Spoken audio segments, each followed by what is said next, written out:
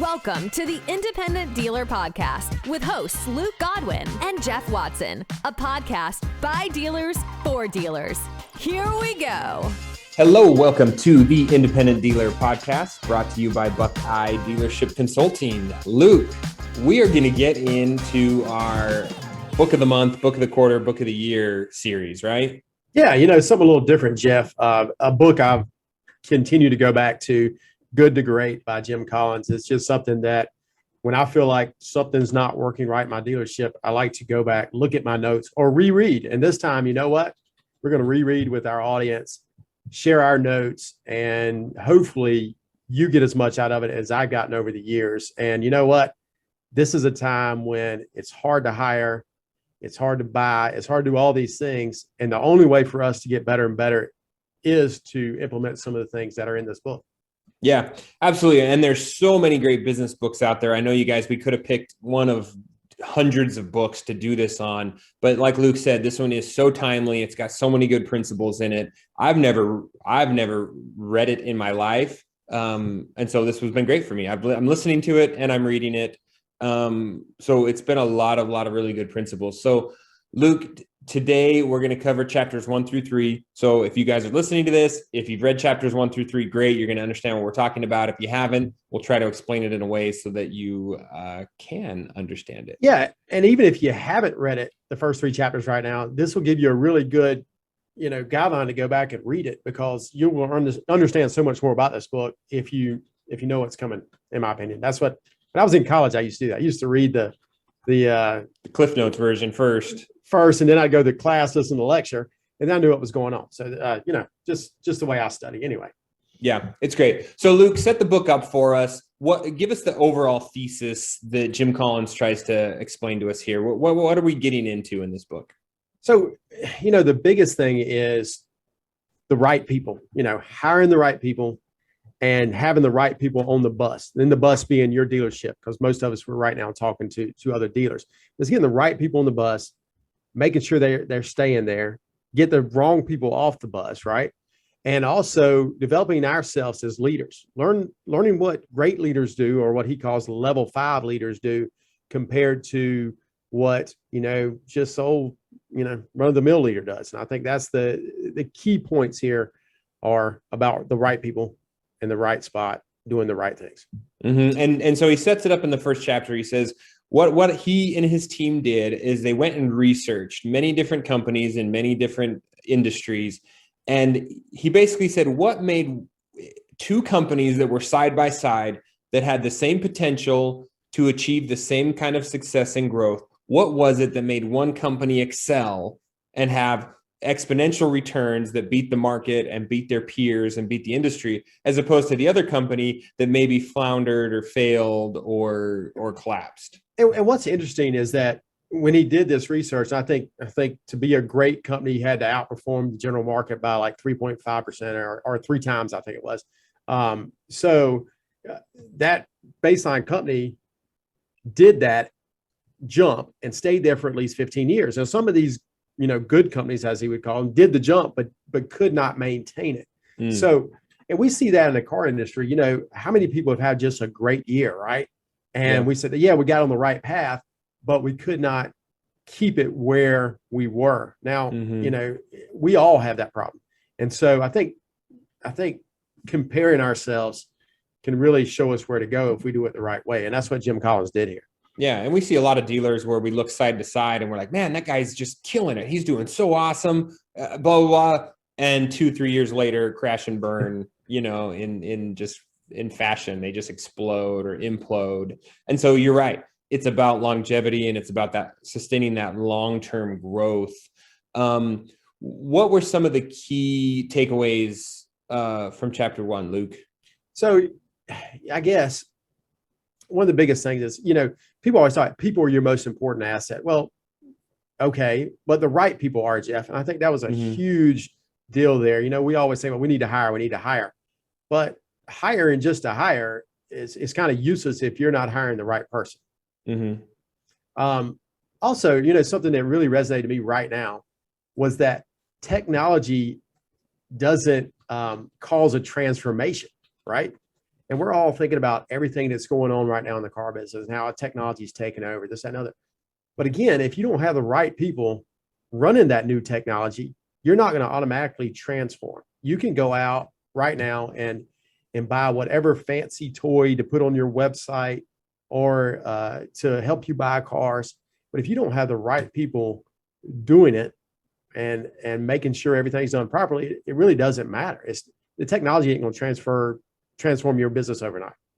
Yeah, you're not just going to jump into something and find some shiny new silver bullet. We talk about that all the time, and being able to have consistency. Now they talk about a level 5 leadership. So let's discuss that. And then let's go back because I know getting the right people on the bus is a huge issue right now, right? Hiring, firing. That's something we could talk about for hours. So let's real quick touch on the level 5 leader. What does he mean by that when he says a level 5 leader? So I think they ranked them from 1 to 5, and most of these people you saw at good companies were level 4 people. I mean, they were rock stars, right? But it's something that separated the leadership from these good companies to these great companies. And what he found is it was a level 5 leadership. And the things that he thought that level 5 leaders had, are as followed. The first is the ambition for the company and not themselves. This is interesting. I've got a big personality. I like to be praised and this, that, and other. But I guess for me to have long-term success, it's really more about my company. And I think that's really hard for so many dealers because most of us have big personalities. And you got your name on the building. We got our name on the building. So I think that's something that's hard to look through. How about you, Jeff? You have a problem with this at all? No, I don't. That Mormon humility coming out. I say it all the time. No, it's not even humility. It's out of complete selfishness. I don't want people knowing that I'm the owner. I don't want them coming here and asking for me. I don't want to be the one selling the cars. I don't want to be showing them around. I don't want it to live and die on my personality. And I know there's a lot of large personalities in the dealership group that have figured that out. They probably have to battle with it daily or weekly when they show up to the dealership and Godwin's name's on the sign. They want to talk to Luke. Oh, I want to, I want to talk to Mr. So-and-so, whoever's name's on the sign. And so when you're not in the dealership, does the dealership still survive? Could you package up and sell your dealership as it is when it's all tied to you as the celebrity of the dealership? You're the one out front wearing the pickle suit. The people want to come see you. And if you're not there, what happens? Does that live on? That's interesting. You talked about that. And one of the things that you saw from the level 4 leadership compared to the level 5 leadership was when after a CEO left a company who was a level 4 leader, the company went down. And so they were on trajectory to be a great company. But as soon as that CEO left, who was charismatic and did all this, the company hit a down cycle. And that's so important to know that the company isn't about me, isn't about Jeff, it's about another, dealer principal. You've got to build a company and you've got to have the humility in yourself to make sure that thing runs without you there. And it's so hard to do, so hard for us to do. Yeah. And help me out, Luke, because we didn't talk about this in the beginning, but what about the dealers that are, hey man, I don't need to be everything. I don't need to have multiple locations. I don't need to sell 50, 60 cars a month. Like I'm looking to sell 10 or 15. It's me and my wife or me and my boy, or it's just me and a salesman. Like, does this apply to people that maybe aren't trying to get to quote unquote great? Well, I think great has all kind of sizes, Jeff. Okay. Just because the amount of cars you sell each month doesn't make you great, doesn't make you good or great. I promise you, there are dealers out there selling 100 cars a month that if you and I walked in today, we would not characterize as great. And I think it could last for, that selling 100 cars maybe could last for 12 months or 18 months. But then if they had a leader that left or they had a key personnel person leave, that company is going to fall off the cliff. So size doesn't make you great when it comes to your business. It's running it the right way, making sure things run without you, making sure your financials look right, make you great. And so much of that is, I would say, what is your objective? Going back to our episode 2 weeks ago with Michael is what is your preferred experience for your life? Do you Right. want to be the go-to guy in your community who needs a car? Great. You're okay with him having your cell number and calling you at 10 o'clock at night to come in and sell a car on a Sunday or something. Like, if that's who you want to be, great. If you want to be at your dealership every day, great. That's good. You know, I'm like Luke said, there's probably people selling 20 cars a month on their own that are making way more money than the guy selling 100 cars with a staff of 20. Let's think about Jack last week, selling, specifically exactly what he loves. He's selling on Bring a Trailer. With him doing it by himself, I'm sure his preferred experience is way up there, right? Yeah. When me, trying to make sure we're selling 40 and 50 cars a month and having 20 employees run around like like a chicken with my head cut off, that's not necessarily my preferred experience, but I'm trying to get there and I'm still building. Some people build it from one person. Some people, it might take a lot more people to build that preferred experience. Yeah. So for the sake of argument in the discussion of this book, we do talk a lot about having the right people on the bus. So this is assuming that you've got one employee or you've got 100 employees, right? It doesn't matter. You still got to have the right people. And part of that is what he talks about is, as dealers, we fall into this genius with helpers model. And that he talks about, like, you've got some of these large personalities out there in business, and all they want to do is they want to be the genius. And then they just want to have a bunch of little like minimum wage peons around them that kind of carry it out. And that's the McDonald's model or the E-Myth book that talks about, like, hey, just have a policy and procedure and hire the cheapest person you can and have them follow the policies. And it's like, I don't know that creates long-term. So, what I relate that to in our business right now. And we hadn't really talked about this. We talked about this a lot last year, was, the turn and burn model. I think that McDonald's model is essentially, what is it called? What's the turn and burn model called? Yeah. Attrition, a lot of high turnover. No, with the cars, you buy them at cost and you sell them at cost. Essentially, what's that? Yeah. Your velocity type. Velocity, the velocity type. I think McDonald's and velocity kind of go hand in hand in my opinion. Yeah, that's true. And so, it might work. I don't think that model ever works, but I think there's a better way than that, right, Jeff? There is. I think if you compare those two, so you say, hey, you look at like a McDonald's and you look at like, an In-N-Out or a ChickfilA, right? Yeah. So they both have the same policies. They both have very strict processes of how things are supposed to be done, but they're not always just trying to find the cheapest labor to flip the burger, Sure. I mean, look at Chick-fil-A. Chick-fil-A probably pays a minimum of $15, $16 an hour. They hire the best people they can find, and you can tell it every time you walk in. Service is great. The food's great. You're in and out in a second. You go to McDonald's, they're paying minimum wage, or maybe a little bit more than minimum wage at this point. Your orders are always messed up. The line's always stretched around the building, and the experience sucks, right? And I think that's kind of what you compare. Talking about, sorry. No, I was going to say, so how do we do that? How do we not be the McDonald's of car dealers? How do we be, a higher quality? Can we attract those type of people to our dealership? Do we need to be, It's all about customer experience. I know we say that a lot, but that's where it is. And the customer experience starts with the top. How do you want your customer to feel when they have a problem? How do you want them to feel the first time they step into the door of your dealership? Can we relate that to the actual, the way we advertise? And I think as long as that all lines up, then our customer will have the best customer experience. And if you have that, your customers will pay more. They'll bear with you when things do mess up. And, overall, you're gonna have more peace of mind and things will work better in your dealership.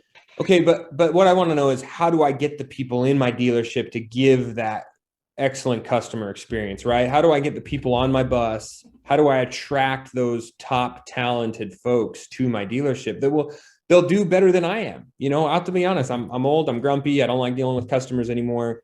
I have zero patience for it. We talked about that. Like, just give me the car back, just give me the car back and just go. I don't want to argue with you. But how do I find someone to fill in those gaps where I fall short, and to be better than me? That's ultimately it. If you are a great leader, everyone around you is better than you.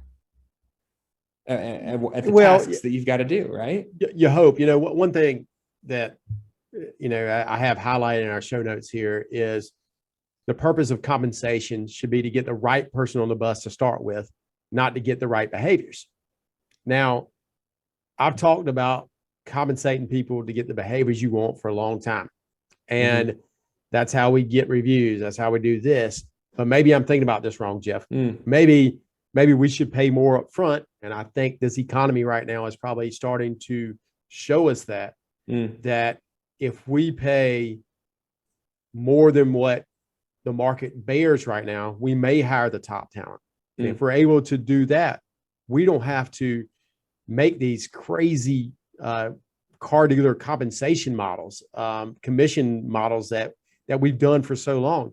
Maybe it's not about the commission model. Maybe it's about paying the right amount up front to get the right people.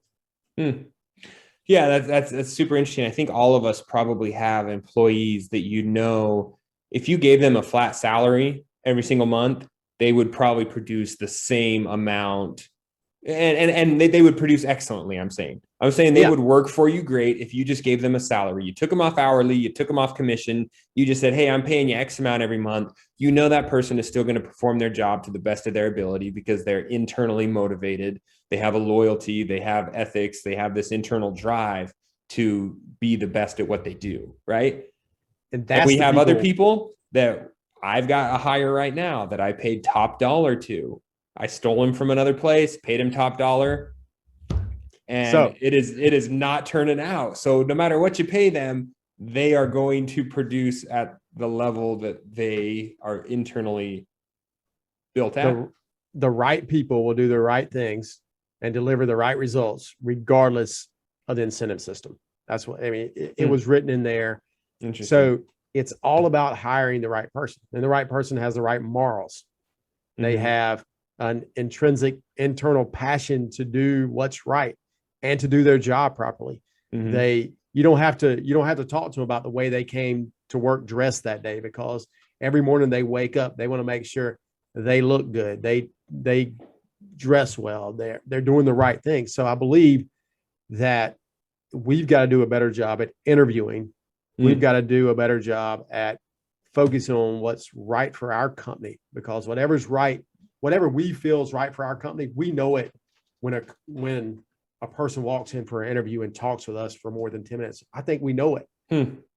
Are we going to make mistakes? If we do make mistakes, there's one key thing. If we make a mistake, talked about in here, if you made a mistake on where to put the person, you still believe they're the right person, then move them up to 2-3 times to find the right spot for them. But then if after 3 weeks that you didn't hire the right person, or after 2 weeks you didn't have to hire the right person, you got to get them gone quick, because that's, the more you let them stay there, the worse they're going to be for your whole company. It hurts the morale of the people who are working and the person that's not working, honestly. Yeah, it's so interesting to think you've got the right person, but they're just in the wrong seat. And that's why they're not producing, right? You've got a collector doing a salesman's job. You've got a salesman doing a porter's job, And so you need to, if they are the right person, get them in the right seat, but then have the ability to just cut it when you've dragged it out too long. And I think I have that problem. I'm already short-staffed. How can I fire this guy? I let a detailer go on Friday that lied. He lied about damaging a car. And I don't care about the damage to the car. No big deal, whatever. But you can't directly lie to my face about not doing it when you did it. That's just, you're not going to be here. That's morals. That sucks. Right. It morals. Is. It's 100%. It comes down to being ethical. We are ethical here. We do not lie to anyone, especially me. And now I got no detailer. You know what? That sucks. And I can't find them. So I'm back to the drawing board. But you've got to, like Luke said, make that hard cut, pull the Band-Aid off, move on, even if it means you're going to be short-staffed, because you're right. So many times we sacrifice great for the sake of good. We all have salesmen who are good, and we're not willing to cut them loose to open up that desk space so we can find someone who's great. Yeah, it's, we hired a tech probably 2 months ago, a month and a half ago, and he had all the certificates and all this. And when he got here, it wasn't as advertised. it was so, I've been fooled several times in interviews. It happens, everybody, just to let you know. Mm-hmm. But this was so out of left field that I was just like, how this guy's an oil change guy. How in the world is he how does he have all these certificates and this, that, and other? But we identified it quickly, made a choice. We made a decision in 3 weeks that he had to go. And you know what I found out though? And we paid a lot of money to get this tech, and it made me make a decision quicker because if I'd have paid this guy, bottom dollar, you would have just let it drag out. I would have just let it drag out. But because we paid him what the market's bearing right now, I knew that I couldn't wait. He had to go. Yeah. And so maybe there's something to this, paying it up front to try to, I don't know. That just occurred to me actually. Yeah, I've kind of had that philosophy in my property management business. We hired a manager and we paid him top dollar. And there's a lot of comfort in knowing that you've paid someone top dollar. Like, hey man, you got to produce, we can replace you in a minute at this rate. You've got to make it happen. And so when we talk about replacing someone, Luke, as the owner or the manager, the hiring person, we've got to always be looking, right? I mean, that sounds bad because you've got your team and you want to be loyal to people who are here. But if you see someone who gives you great service, or if you have an applicant, you find a room on the bus, right? I mean, you maybe hire them with no specific job yet, but that's someone that you need near you because they are going to excel where you read the show notes and that great vision without great people, that's irrelevant, right? Because you can have these grandiose ideas, but you can't implement them because you don't have the right people. And as a small business, it's scary. It's scary to know that let's say 6 months ago, when I had all the staff I needed, I had 20 people. We were moving in the right direction, and I found somebody that was just dynamic, and I didn't hire him. Right? I didn't hire him. Now, because within that 6 months, a month later, one of my salespeople left, and then another couple months, somebody else left. Yeah. It's just like if I'd have hired them right then and took that leap of faith, took that chance, I wouldn't be in the position I am now at 14 staff. I would have had at least one more, maybe two more, because I kept hiring, but I didn't. And man, I tell you, it's scary. It's scary to know that you have enough people on staff, and then you see somebody and you're too scared. You're too scared to pull the trigger. I've got to get over that. For sure. We're all scared when we walk in and everyone's standing around talking to each other. And you're like, well, crap, I'm overstaffed. I got too many people. Like, why is everyone just hanging out and chatting? You guys don't got enough to do. I got too many people. But there's definitely something to be said about being overstaffed, at least for some period of time, because it sounds horrible, but you're ready to make movements. And if you need to let someone go who's underperforming, you've already got someone who knows the system, who knows how you guys work and can step into that situation. They kind of talk, your job is always up, your job is always out to be hired by someone else. There's always someone who could take your job. And I don't say that to make you feel insecure here. No. I say that to make you know that you are continually competing to keep this position at our company because it's important to us. And what also might, be the thing, you might hire that new person and not have the vision yet, right? You may hire them and they come in, all of a sudden you see a whole new product line that your business can take off in. Maybe you hire somebody and because they're dynamic, and next thing you know, they really have an interest in cars and they figure out a new way to buy from the public, right? Yeah. You never know. If it's the right person, and they fit your box, you've got to hire them. We've got to get over the fear of seeing that payroll number come by every 2 weeks, and we've just got to go. If it's the right person, just hire them. Yeah. Luke, what have we not touched on? So the 3 things of being rigorous. Talk about being rigorous in your dealership. Be rigorous on yourself. In the first one was when in doubt, don't hire, keep looking. And we kind of went over that a second ago. Yeah. No company can grow faster than the talent they have. Yeah. And that's something we got to think about. And I've said this before. a salesperson can only sell a certain amount of cars. So if you think that you're going to be selling 50 cars a month with 2 salespeople, I don't think you're going to make it happen consistently. You may, because you have a BDC that's wonderful, that's bringing in all these things, but you couldn't do it if you didn't have enough BDC people. Yeah. So you've got to make sure, if you have a number in mind, you've got to have a number of cars to sell in mind. You've got to have a number of employees in mind that's going to get you there too. Same. I saw a question on the Facebook page today talking about how many collectors do I need to collect a certain amount of accounts. Right. And that's always an interesting thing too. So if you have, let's say you've had one collector forever, and then all of a sudden you've outgrown the amount of things they can do. Yeah. And you've outgrown the amount of collections they can make in a month. And all this depends on what your repo rate is, what's your collection rate, and this, that, and the other. If you see that your collection rate's falling because your collector's not able to touch everybody, then it's time for you to hire a new collector. Now, that could be at 250 accounts for some people. It could be at 800 accounts for others, depending on how you have it set up. But you've got to look at your numbers, and you got to know where that number is. But if you want to get to 1,200 accounts, you may not be able to do that with your current staff. So yeah, you got to. If you're even questioning it, you definitely need to hire, because that's a collector is a position you never want to be left high and dry when that lady gets overworked or that man gets overworked and they bail, and then you're the one doing the collection calls. But Luke, when you say hiring the people and getting the right people on the bus because of your biggest, having those opportunities because you're never going to grow more than your biggest talent, it does remind me of our sponsor.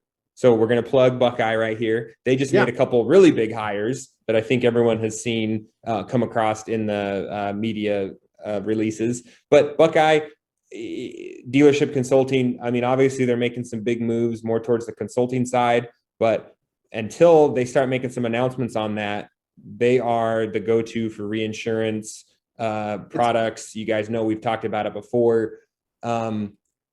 Setting up a reinsurance company, it's like Luke said, if you had the right person in place that really enjoyed that kind of thing, you could have a dedicated employee. If you're selling 40 to 50 cars a month, I bet you could have one person and their whole job is to sell back-end products, to make sure you're funding your reinsurance company right, make sure you're administering claims right. They're a hybrid service writer, F&I guy, and all they're doing is helping you sock money away into your reinsurance company, tax deferred. Tax deferred. And Buckeye Dealership Consulting can help you if you find that right guy. I promise you, they can come in and help train that person to sell your product. And I promise you, the only way to build wealth in this industry is to have your reinsurance company and to get it producing like it should. And Buckeye Dealership Consulting for sure can help you do that. Yeah, make sure you hit them up. There are links in the show notes. And of course, look forward for future announcements for them because they have made some pretty high level hires in the last few months. I'm sure they've got some big plans there. So we'll see what happens. Even in the last few days. So we'll see what happens there. Yeah, exactly. So Luke, the other thing you talked about and that I think is really smart is when you look at that person and you look at every employee that you have in your dealership and you ask yourself, would I hire them again if I had to? And would I be disappointed if they left? Those are two great questions, man. Like, would I be disappointed if they left or would I be relieved? And would I actually hire this person again if they came back to me in 6 or 12 months? You got to always ask that. And, and it may change. It may change over time. You may say, this month, man, I would hire this guy 100 times. And next month it's not. But sometimes when that happens, it's not about the employee. Sometimes it's about your leadership. Maybe your best people don't need to be managed. They need to be guided and taught and led. And I forgot about that. We had a little hiccup in our service department last month. Actually, it was a big hiccup.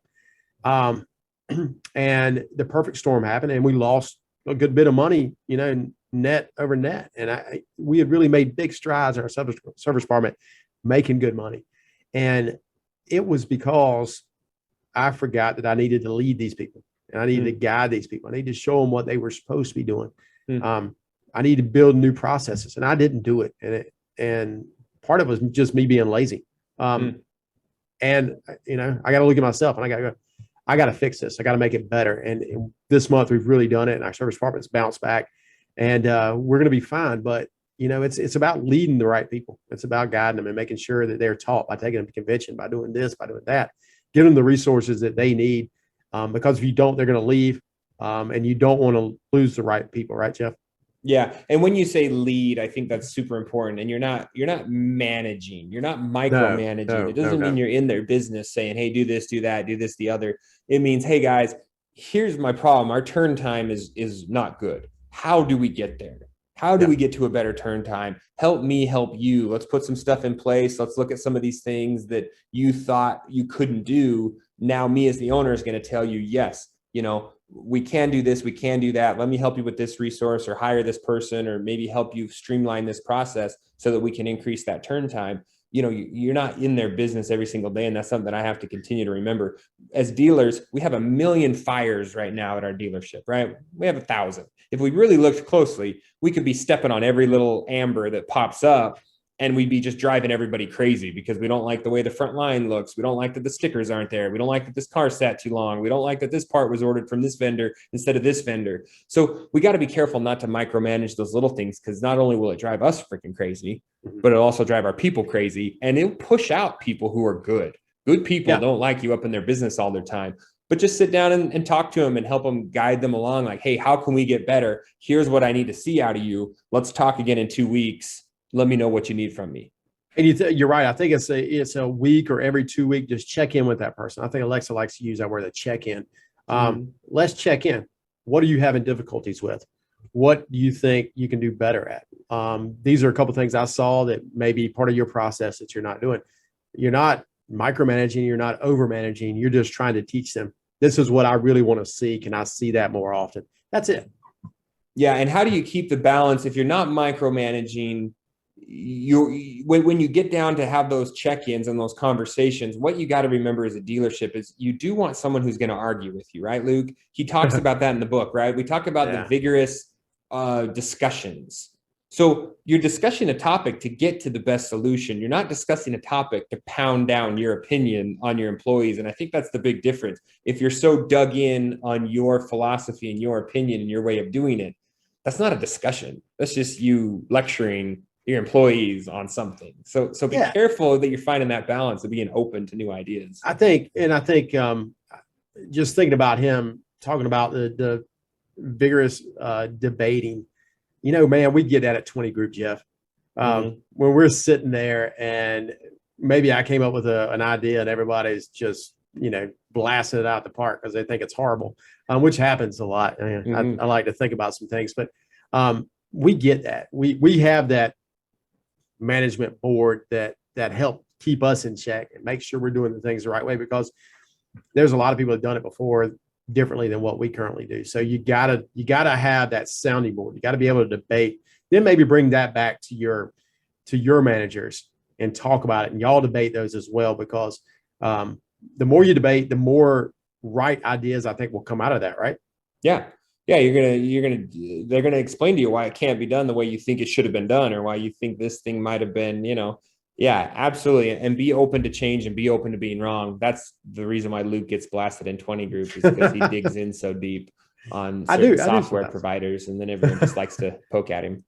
Hey, one last thing that I thought was interesting was put your best people on your biggest opportunities, not your biggest problems. I think that I've always had just the opposite thought.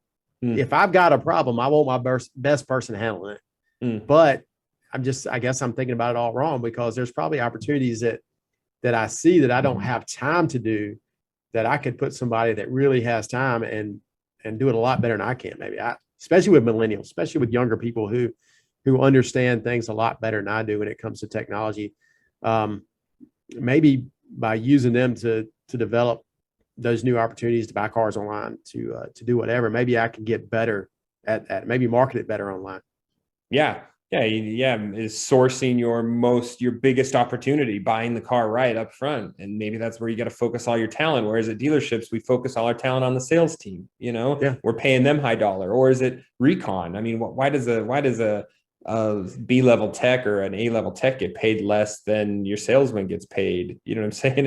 It seems like we kind of got some of these things backwards in the car world, but. Or why'd your collector make less than your salesperson to buy your store? I don't know. Some questions we need to continue to ask. And Jeff, I think that's pretty much wrapping up our first notes for the first three chapters. Let's talk about where we're going to be. We're going to be in Texas at the end of the month, right? Or end of next month. Yeah. This episode will be the 1st of July. So yeah, technically we'll be at the end of the month in July. We're going to be down at TIADA. If you guys have not listened to the podcast about the Texas Association convention coming up, be sure you do, and be sure you get signed up. You still got time. Austin is not a horrible place to be at the end of July. We're all going to be inside an air-conditioned building, so don't worry about that. And take the time off of your dealership to work on your dealership. That's what this whole book's about. That's why we did this episode. Work on your dealership, not just in your dealership.